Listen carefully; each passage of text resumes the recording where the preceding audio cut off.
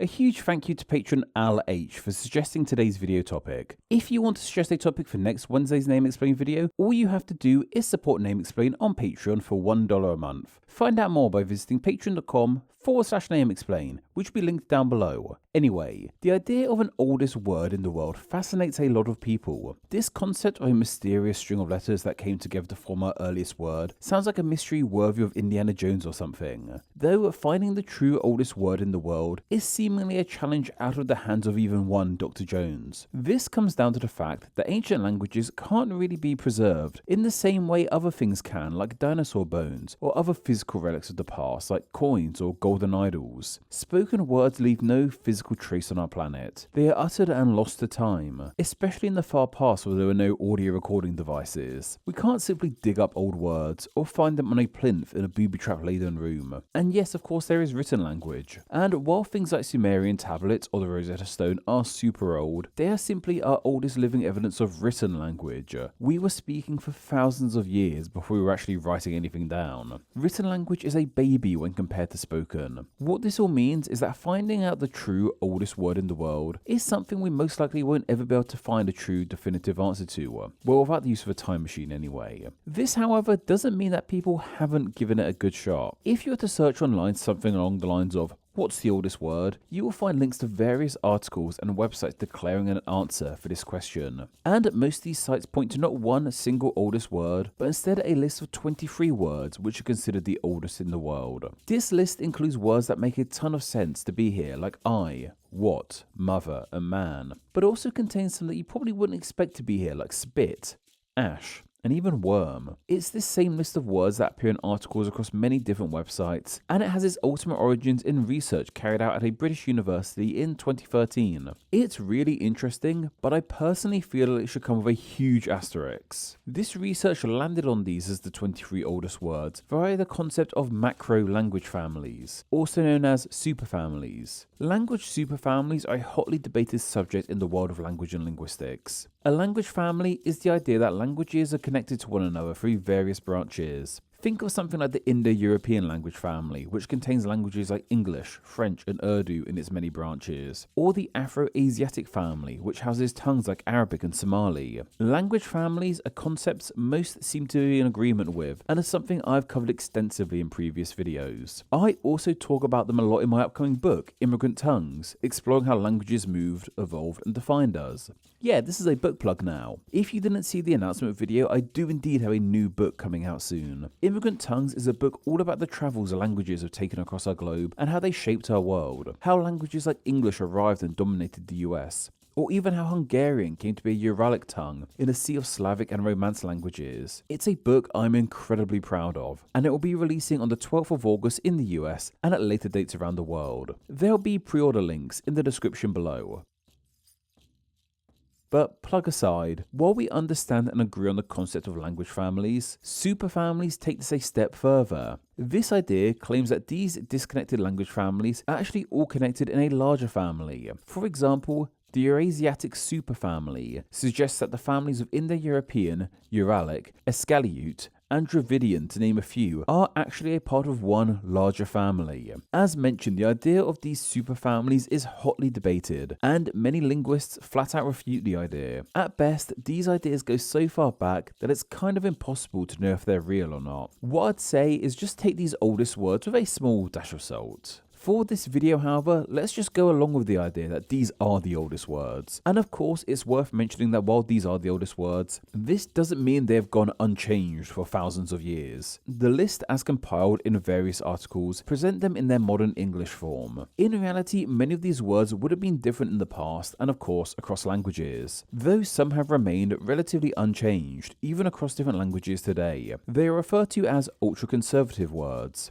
Mother, in example, and its forms like mama, are believed to be some of the oldest unchanged words in our language, simply because the babies saying them have been saying them that way for millennia. As mentioned, however, this list contains some obvious answers and some a tad more out of the blue. So why exactly was it these 23 concepts that the earliest speaking humans decided to manifest into sounds which came out of their mouths and form into our quote-unquote oldest words. I have split these 23 oldest words into 5 categories. The most obvious of them have to be the basic pronouns that feature in this list. Words like I, we, ye, and thou are considered some of the oldest words. There's also the words of this and that, which aren't technically really pronouns, but I'm throwing them into this group because it's where they fit best. It's easy to understand why primitive humans would have needed these words. When we think as to what early humans would have used in spoken language for, it would have been in situations where commands needed to be given. In, say, hunting situations or when raising a child. When giving commands, you have to have words which refer to the people and objects involved in them. And that's the function these very basic pronouns would have had in the early days of conversations. When giving commands, it's likely that questions will come up at times too. So it's no surprise to see that there's a couple words relating to questions in this list too. Those being the words of who and what. Once again, we shouldn't really be too shocked to see these words here. So much of conversing with one another,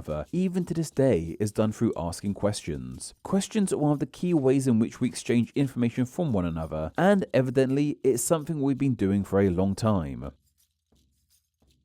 While we have other question starter words today, like how and why, in language's earliest form, it was just who and what, as I guess all primitive people needed to know was who and what they were dealing with. They didn't really need to know the hows and whys of a situation, they just needed the basics clearly. The next category are the basic adjectives that appear on this list used by early humans. Despite the wonderful array of adjectives we have today that describe all manner of things, this list contains just 2, those being black and old. These might not be the most expected adjectives to be on this list, but I personally feel there's some sense in why it's these 2. My hypothesis is the fact they both relate to danger of sorts, and we can imagine that a lot of primitive communication is deeply tied to alerting fellow humans to potential dangers. Black, in example, could have been used to describe things like darkness or the nighttime. Of course, it's incredibly dangerous to do things like hunt and explore in the pitch black, in say a dark cave or something. You can just imagine someone scouting out a cave and warning the rest of the tribe that's black ahead, so it's best not to go that far. Likewise, old could be used as a warning too. If some meat or berries, an example, were a tad on the older side, they could have been deadly for someone to consume, so a word would be needed to warn people of this fact. It could also be used as a warning that an animal they are hunting is older too, as opposed to being just a baby and less dangerous. These are just my own ideas on the matter I need to stress, but I personally see logic in them. If you have your own ideas as to why early humans would have needed these words, leave them down in the comments below. What's interesting is that there's more basic verbs on this list than adjectives.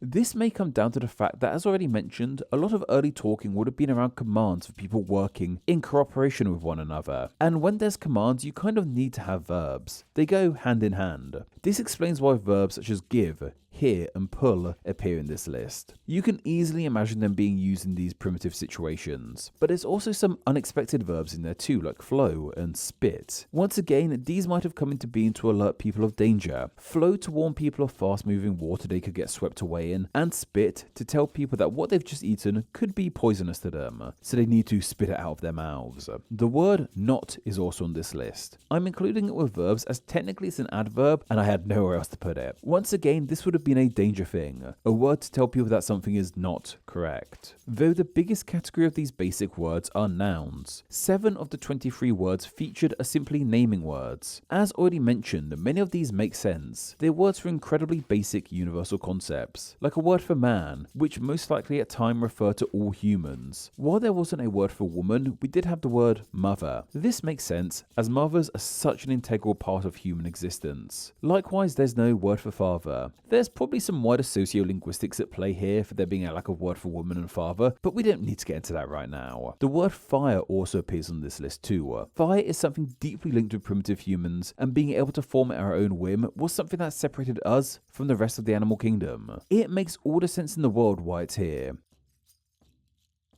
The only body part name to appear here is hands. Once again, hands were instrumental to early humans in their activities, so it's no surprise it features on this list. There's a couple nouns on this list that might seem a bit odd at first, but make sense when you think about it. Those being ash and bark. Bark in relation to trees, not the sound dogs make. These directly link to that all-important fire, with ash being a remnant of it, and bark being used to make fire, as well as being used to make other tools too. But undoubtedly, the weirdest word on this entire list is worm. I can only imagine that this might have been used in the past to refer to bugs and insects as a whole, as they would have been abundant to people of the past too. Though worm is a weird word unto itself and has connotations with dragons and snakes in the past too. Maybe it was just a catch-all term for dangerous creatures that needed to be avoided. Once again, if you have any idea as to what one of these words might have mean, let me know down below. But the general consensus is that these are the 23 oldest words in language, and when we look into them, it makes sense as to why it was these words. Simple phrases like give fire or who mother would have been the first baby steps language took to getting us the plethora of words we have today we use to communicate with one another. Still, no idea why they're talking about worms so much though. That's weird. Name Explain depends on viewers like yourself supporting the channel financially on Patreon, so a huge thank you to everyone who does. Donating just $1 a month helps the channel amazingly and gets you bonuses including ad-free videos, exclusive content, the power to request ideas to be made into actual Name Explain videos, and your name at the end of the video with all these awesome people. Visit patreon.com/Name Explain or click the link down below to find out how you too can support the channel. Thank you. Thanks for reaching the end of the video. Why not watch another and subscribe to keep up to date on all things Name Explain. You can find myself on Instagram where I'm Name Explain YT, and join the Facebook group Friends of Name Explain to talk with myself and other name nerds. All that will be linked down below. Anyway, I hope you enjoyed this video, and once again, thank you all so much.